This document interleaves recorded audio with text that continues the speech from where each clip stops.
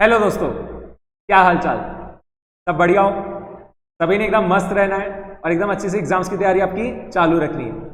आखिरी के 12 दिन है, पूरा अपना 100% टाइम जो है स्टडीज पे डिवोट करो एंड पॉजिटिव माइंडसेट रखो। पेपर्स बढ़िया जाएंगे, रिजल्ट भी बहुत बढ़िया लगेगा। ठीक है, सभी का रिजल्ट जो है पास का लग जाएगा। बस आपको आपके प्रिपेरेशंस पे जो है फेथ रहना चाहिए। ठीक है, एंड बिना डरे आपको पेपर देके आना है। ओके, अभी देखो मैं आपके लिए एक एसएफएम का पीडीएफ शेयर करूंगा। ठीक है, ये आपको जो है पीडीएफ डिस्क्रिप्शन में जो है इस पीडीएफ का आपको लिंक मिल जाएगा। ठीक है, वहां से आप डाउनलोड कर पाओगे। ठीक है, एंड ये पीडीएफ में हमने क्या करा है, 60 इंपॉर्टेंट क्वेश्चंस जो है मैंने यहाँ पे कंपाइल करके दिया है आपको। ठीक है, एंड ये जो 60 क्वेश्चंस है इसमें हमने हर चैप्टर का पूरा कवरेज किया है। ठीक है, एंड लगभग जितने भी आपके कॉन्सेप्ट्स थे वो भी पूरी कवर करने की कोशिश की है। ठीक है, तो ये जो 60 प्रैक्टिकल क्वेश्चंस है इसको अगर आप एकदम अच्छे से पूरा कर लेते हो तो बहुत हाई चांस रहेगा कि आपको 60% पेपर भी जो है, ठीक है, आपका जो पेपर आएगा एसएफएम का उसका 60% जो है पेपर आपको इन क्वेश्चंस में से देखने को मिल जाए। ठीक है, तो ये लिस्ट जो मैं आपके साथ शेयर कर रहा हूँ क्वेश्चंस की बहुत ज्यादा इंपॉर्टेंट है। आपने डेफिनेटली इसको पूरा गो थ्रू करना चाहिए। ठीक है, इससे आपके एसएफएम की प्रिपरेशन जो है बहुत बढ़िया से हो जाएगी। ये क्वेश्चंस जो है मैंने इस लिस्ट में जो इनकॉर्पोरेट किए, ठीक है, वो क्वेश्चंस ऐसे जिससे आपके पूरे कॉन्सेप्ट्स भी कवर हो जाए एंड उन क्वेश्चंस पूछने की चांसेस भी बहुत हाई रहेगी। ठीक है, तो पिछले आप मान के चलो 5 साल, ठीक है, 5 साल के जो भी पास्ट ईयर पेपर्स थे old course as well as new course के, उसके अलावा RTPs, mock test papers, ICI का स्टडीमेट, उसमें से जो भी क्वेश्चंस बढ़िया लग रहे थे जिसके पूछे जाने की चांसेस बहुत ज्यादा है, ठीक है, या फिर ऐसे क्वेश्चंस जिसमें बहुत ज्यादा कॉन्सेप्ट जो है कवर होते जा रहे हैं, ठीक, कंप्रिहेंसिव क्वेश्चंस जो है वो सब मैंने इसमें कवर किए। ठीक है, इससे क्या होगा, आपकी पूरी प्रिपरेशन जो है रिवीजन भी बहुत बढ़िया से हो जाएगी एंड साथ में क्या है, ये एक चीज भी अच्छी रहेगी कि इनकी पूछे जाने की चांसेस भी ज्यादा रहेगी और ये सिमिलर टाइप के क्वेश्चंस अगर आपको एग्जाम में देखने को मिल गए तो आपका मोरल वैसे भी बहुत बूस्ट हो जाएगा।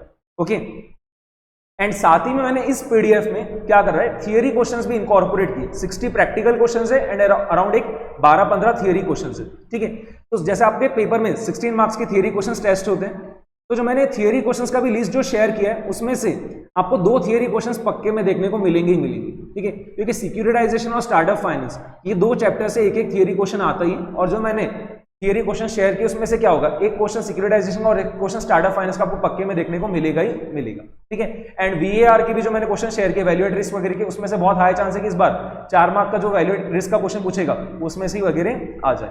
ओके, एंड बाकी जो आपके पूरे प्रैक्टिकल चैप्टर्स थे एसएफएम के, ठीक है, जैसे कि हो गया आपका mergers and acquisitions, mutual fund, portfolio management, ठीक है, security valuation, corporate valuation, security analysis, then forex हो गया, इंटरनेशनल फाइनेंशियल मैनेजमेंट हो गया, इंटरेस्ट रेट रिस्क मैनेजमेंट हो गया, ठीक है, डेरिवेटिव्स, ये सब पूरा यहाँ पे मैंने कवर किया है। ठीक है, एंड वही जैसे मैंने आपको बताया ट्राई किया है कि पूरे के पूरे क्वेश्चंस में आपके लगभग, ठीक है, अगर आप पूरे क्वेश्चंस प्रैक्टिस कर ले तो आपके पूरे लगभग कॉन्सेप्ट्स भी कवर हो जाएंगे।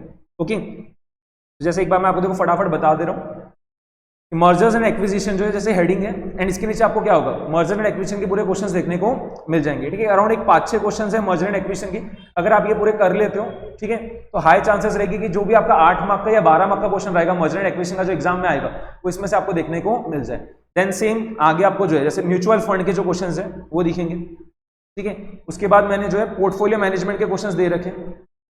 ओके, इसके बाद रहेगा security valuation, corporate valuation plus security analysis. ठीक है, 3 चैप्टर्स के कंबाइन करके पूरे क्वेश्चंस दे दिए साथ में, security valuation, corporate valuation, security analysis. इसके बाद है आपका फॉरेक्स और इंटरनेशनल फाइनेंशियल मैनेजमेंट। ठीक है, एंड आखिरी में है derivatives and interest rate risk management. ठीक है, और आखिरी में मैंने एक आधा क्वेश्चन एक वैल्यू एट रिस्क का भी कवर किया था एंड इस बार ऐसा लग रहा है वैल्यू एट रिस्क का जो क्वेश्चन है वो 4 मार्क के लिए आएगा, 8 मार्क के आने की चांसेस थोड़ी कम लग रही। ठीक है, तो 4 मार्क का या तो कोई प्रैक्टिकल क्वेश्चन पूछ लेगा या फिर हो सकता है 4 मार्क का कोई थियरी क्वेश्चन पूछ ले। इसके अलावा जैसे मैं आपको बताया था थियरी क्वेश्चंस की भी लिस्ट मैंने शेयर कर रखी। ठीक है, इसमें ज्यादातर क्वेश्चंस आपको सिक्योरिटाइजेशन और स्टार्टअप फाइनेंस के मिलेंगे। इसके अलावा आपका जो चैप्टर नंबर 1 उसके भी क्वेश्चंस है, कुछ क्वेश्चंस म्यूचुअल फंड के भी, कुछ क्वेश्चंस जो इंटरेस्ट रेट रिस्क मैनेजमेंट के भी है। ठीक है, एंड ये जो आपको थियरी क्वेश्चंस की मैंने लिस्ट शेयर की है इसमें से 2 क्वेश्चंस आपको पक्के में देखने को मिल ही जाएंगे एंड जो प्रैक्टिकल क्वेश्चंस का लिस्ट शेयर किया उसमें चांसेस तो ऐसी लग रही है कि 60 मार्क्स का पेपर आपको उसमें से देखने को मिलना चाहिए। ठीक है, एज इट इज क्वेश्चंस तो नहीं आएंगे बट वही है, ठीक है, सेम ड्राफ्टिंग के क्वेश्चंस देखने को मिल जाए। ठीक है, या फिर एज इट इज जो कॉन्सेप्ट आप अप्लाई कर रहे हो 60 क्वेश्चंस में उसी टाइप में, ठीक है, क्या हो रहा है, कॉन्सेप्ट अप्लाई करने वाले क्वेश्चंस मिल जाए वैसा। ठीक है, फिगर्स वगैरह चेंज करके पूछ लेगा। ठीक है, और ये बहुत बार देखने को मिलता भी। अगर आप देखोगे तो कोई भी पास्ट ईयर पेपर आप देख लो, अगर आप बराबर से पेपर को एनालाइज करोगे तो आपको 55-60 मार्क के क्वेश्चंस ऐसे मिलेंगे जो कि क्या रिपीटेटिव है, ठीक है, मतलब ऑलरेडी आईसीआई ने ये टाइप के क्वेश्चंस पहले भी टेस्ट कर रखे हैं, ठीक है, या फिर ये वाले क्वेश्चंस आपको आरटीपीज वगैरह में, एमटीपीज में वगैरह आपको बहुत फ्रीक्वेंटली देखने को मिलेंगे, ठीक है। तो पूरा पेपर कभी भी टफ आता नहीं है, आपको एनालाइज करना पड़ेगा कि कौन से 60 मार्क के क्वेश्चन ऐसे जो कि क्या है आसान है, और उसको ढूंढ लो पहले, और उसको पहले सबसे पहले सॉल्व कर लो, ठीक है। और अगर आप वो पहले अगर बराबर से 15 मिनट में वो 60 मार्क के क्वेश्चंस को ढूंढ लिए तो आपका वैसे ही जो एग्जामिनेशन पक्का हो जाएगा, ओके। इसके अलावा एक मैं आपके साथ क्या कर रहा हूँ, स्ट्रेटेजी भी शेयर कर दे रहा हूँ, ठीक है, कि एफआर के पेपर के बाद जो आपके पास 1.5 डेज का टाइम पीरियड रहेगा उसको आप कैसे यूज में लोगे जिससे आपका एसएफएम का जो है पूरा की पूरा रिवीजन जो है अच्छी से हो जाए, ठीक है। तो आपको देखो क्या करना है, एफआर का पेपर देके आए उसके बाद, ठीक है, एफआर का पेपर देके आने के बाद उस दिन आपको क्या करना है, देखो portfolio management, portfolio management and mutual fund के, पोर्टफोलियो मैनेजमेंट, म्यूचुअल फंड, और एक चैप्टर और है आपका mergers and acquisitions, mergers and acquisitions, ठीक है। ये 3 चैप्टर्स को आपको क्या करना है, ठीक है, आपको कवर करना रहेगा, क्लियर। एफआर का पेपर आप देख के आए, उसके बाद में आपने एक 1 आवर 2 आवर रेस्ट कर लिया, ठीक है, बट आपको क्या करना है, एक 7:30 के अराउंड जो है पढ़ाई पे लग जाना है एसएफएम की, ठीक है। एफआर का पेपर बिल्कुल भी चेक वगैरह मत करना, ठीक है। उसके बाद क्या करोगे आप, बिल्कुल चेक वगैरह मत करो, जो हुआ एफआर का पेपर, उसके बाद क्या करोगे आप एसएफएम के पेपर की पढ़ाई करना स्टार्ट कर दो। तो आपको क्या करना है, सेम डे जो है एफआर का पेपर आप देख के आए उसके बाद आपके 3 चैप्टर्स हो जाने चाहिए, कौन कौन से, portfolio management, mutual fund and mergers and acquisition, ठीक है, ये डे 1 हो गया, ठीक है। उसके बाद नेक्स्ट डे आप क्या करोगे, देखो सबसे पहले आपने क्या करना, सिक्योरिटी वैल्यूएशन, ठीक है, plus corporate valuation plus security analysis, ठीक है। ये तीनों चैप्टर्स को आपने क्या करना, साथ में निपटाना है, ओके। उसके बाद आप क्या करोगे, उसके बाद आप कर लोगे फॉरेक्स प्लस आपका इंटरनेशनल फाइनेंशियल मैनेजमेंट, और आखिरी में आप कर लोगे derivatives plus interest rate risk management, ठीक है। ये आपका डे 2 का हो गया, ठीक है। डे 2 में आपको ये पूरा कवर करना रहेगा, ठीक है। उठते बराबर मतलब आप क्या करें, एफआर का पेपर देखे उसके बाद में आपने क्या करें, 3 चैप्टर्स कवर कर लिए थे, portfolio management, mutual fund, merger and acquisition, और बाद में क्या हुआ, नेक्स्ट डे आपने क्या करा, security valuation, corporate valuation, security analysis से स्टार्ट किया, उसको पहले आपने निपटाया, ठीक है। एक अराउंड क्या करोगे आप 4 आवर्स दे देना उसके लिए, बाद में forex plus interest rate, forex plus international financial management पर अराउंड 3 to 4 आवर्स देना, एंड डेरिवेटिव्स और इंटरेस्ट रेट रिस्क मैनेजमेंट में वही 4 आवर्स, तो आपका 12-13 घंटे में पूरा कंप्लीट हो जाना चाहिए, और उसमें आपका डे 2 वैसे भी पूरा खत्म हो जाएगा, ठीक है। इसके बाद क्या करोगे, अगर आपके पास थोड़ा बहुत टाइम रहता है डे 2 में, तो आप क्या करोगे कि जो थियरी वाला पार्ट है, ठीक है, उसमें सिक्योरिटाइजेशन और स्टार्टअप फाइनेंस जो उसको आप पढ़ के रख सकते हो, छोटे छोटे चैप्टर्स है बट गारंटी है दोनों से क्या होगा, एक एक थियरी क्वेश्चन आएगा, ठीक है। तो टाइम रहा तो आप डे 2 के आखिरी में क्या करोगे, उसको पूरा निपटा दोगे, वरना वही डे 3 के स्टार्ट उससे करोगे, ठीक है। तो अब क्या होगा, थियरी पार्ट जो है ये theory part, but theory part में देखो क्या करना है, सबसे पहले सिक्योरिटाइजेशन, पक्की बात है क्वेश्चन देखने को मिलेगा एक 4 मार्क का, ठीक है, सिक्योरिटाइजेशन। उसके बाद में आप क्या करोगे, स्टार्टअप फाइनेंस, ठीक है, सिक्योरिटाइजेशन, उसके बाद में स्टार्टअप फाइनेंस, ठीक है। ये 2 चैप्टर्स को सबसे पहले आप निपटाओगे थियरी, पूरा का पूरा मॉड्यूल भी पढ़ लोगे तो चलेगा, ठीक है, क्योंकि कैसा है 8-8, 9-9 पेज की सिर्फ उन्होंने थियरी दे रखी है, और उसमें से भी क्या है, अगर जो आप लिस्ट देखोगे मेरे थियरी क्वेश्चंस की, तो उसमें क्या है, मैंने ऑलरेडी जो इंपॉर्टेंट क्वेश्चंस थे सिक्योरिटाइजेशन और स्टार्टअप फाइनेंस को ऑलरेडी इनकॉर्पोरेट कर दिए, तो वो भी अगर आप देख के जाओगे तो मोस्टली उसमें से आपको क्वेश्चन देखने को मिल जाएगा, ठीक है। बट इसके अलावा और भी तो 2 क्वेश्चंस वो पूछेगा, अब वो 2 क्वेश्चंस किस में से आएंगे कुछ पता नहीं है, अगर वैल्यू एट रिस्क का पूछना रहा तो थियरी क्वेश्चन भी पूछ सकता है, या फिर प्रैक्टिकल क्वेश्चन भी पूछ सकता है, या फिर आपका जो चैप्टर नंबर 1 होता है एसएफएम का मॉड्यूल के हिसाब से उससे भी पूछ सकता है 4 मार्क का थियरी क्वेश्चन, या फिर क्या करेगा म्यूचुअल फंड से भी आ सकता है 4 मार्क का theory question, interest rate risk management से भी 4 मार्क का थियरी क्वेश्चन वगैरह पूछ सकता है, ठीक है। ज्यादा चांसेस इन चैप्टर्स के जो अभी मैंने नाम बोला है, ठीक है, वरना वो पूछना रहा तो डेरिवेटिव से भी पूछ सकता है, फॉरेक्स से भी पूछ सकता है, ठीक है, आपका सिक्योरिटी एनालिसिस वगैरह से पूछ सकता है, पूछना रहा तो उससे भी पूछ सकता है, बट इनके जो मैंने आपको पहले चैप्टर्स के नाम बताए उनसे आने की चांसेस ज्यादा रहेगी, ठीक है। तो वो आपको पहले एक बार का देख लेना है, उसके बाद आप क्या करोगे, ठीक है, बस आपका वैसे मोस्टली टाइम तो हो ही जाएगा, बट अगर आपको क्या करना है, थियरी पार्ट आपका देख के हो गया, और उसके बाद भी अगर आपके पास जो अराउंड 3 to 4 आवर्स का टाइम पीरियड अगर बच जा रहा है, तो आपको क्या करना है, आपको इस बार की जो आरटीपी है, ठीक है, उसके जो भी क्वेश्चंस आपको थोड़े बहुत इंपॉर्टेंट और लगे थे उसको आपको क्या करना है, एक बार कवर कर लेना, ठीक है। इस बार के आरटीपी में वैसे कोई बहुत ज्यादा क्वेश्चंस तो नए वगैरह नहीं है, ठीक है, बट उसमें अगर आपको कोई भी क्वेश्चन वगैरह कुछ टफ वगैरह लगा, ऐसा कुछ लग रहा है कि उसको देखना चाहिए, तो आप क्या करोगे, कवर कर लोगे, ठीक है, अगर वो आपके पहले कवर नहीं हुए होंगे तो वैसे, ठीक है। वैसे मोस्टली इसमें आपका टाइम बन जाएगा और बराबर से आपका क्या होगा, पूरा कवरेज भी हो जाने वाला है, ठीक है। बस वही रहेगा, एफआर का पेपर दे के आने के बाद आपको अराउंड 6 आवर्स देने पड़ सकते हैं, ठीक है, 5 to 6 आवर्स, तब जाके आपके क्या हो गए, तीनों चैप्टर्स कवर होंगे, ठीक है। 5 to 6 आवर्स आपको पूरा देना पड़ेगा, तब जाके आपका डे 1 में क्या होगा, पूरा कवर हो जाएगा, ठीक है। बट ये आसान चैप्टर्स है, इतना ज्यादा आपको क्या होगा, बर्डन नहीं आएगा। इसके लिए मैंने क्या करा, पहले 3 चैप्टर्स के नाम बताए, portfolio management, mutual fund and merger and acquisition.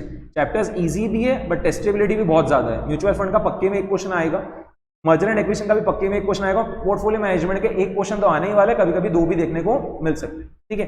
तो नहीं तो भी कम से कम क्या होगा, 25-30 मार्क का वेटेज लेके जाएगा और इजी चैप्टर्स है, फटाफट कवर हो जाएंगे।